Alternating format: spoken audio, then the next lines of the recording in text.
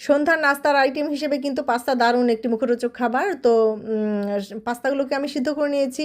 এরপর প্যানে তেল গরম করে রসুন কুচি পেঁয়াজ কুচি ভালো মতো ভেজে নিব। আর সেখানে দিয়ে দেবো 2টা ডিম। 2টা ডিম দিয়ে ডিমগুলোকে আমি একটু স্ক্রাম্বল করে নিব।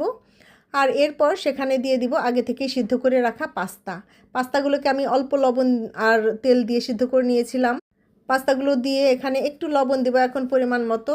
আর দিয়ে দিব এখানে হট টমেটো সস, দিয়ে দিব রেড চিলি সস। এগুলো যার যার পছন্দ মতো দিতে হবে টেস্ট অনুযায়ী। এগুলো দিয়ে সুন্দর মতো মিলিয়ে নিব। এরপর দেবো অরিগানো। অরিগানোটা দিলে একটু পিৎজা পিৎজা ফ্লেভার আসে, খেতে কিন্তু বেশ ভালো লাগে। আর দিয়ে দেবো সাদা গোলমরিচের গুঁড়া 1 চামচ। এই তো দিয়ে দিলাম। এগুলো দিয়ে এখন সুন্দর মতো মিলিয়ে নিব। এরপর এখানে দিয়ে দিব বাটার। বাটারটা কিন্তু খুব সুন্দর একটা ফ্লেভার যোগ করবে, খেতে খুব ভালো লাগবে।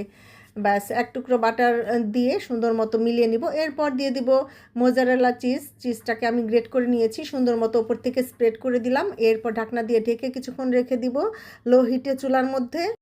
তারপর ঢাকনা খুলে দিয়ে দেবো কিছু কাঁচামরিচের কুচি। এগুলো সুন্দর একটা ফ্লেভার যোগ করবে। ব্যাস একটু নেড়ে চেড়ে মিশিয়ে নেব, তৈরি হয়ে গেল পাস্তা। দারুণ মুখরোচক একটি আইটেম। আল্লাহ হাফেজ।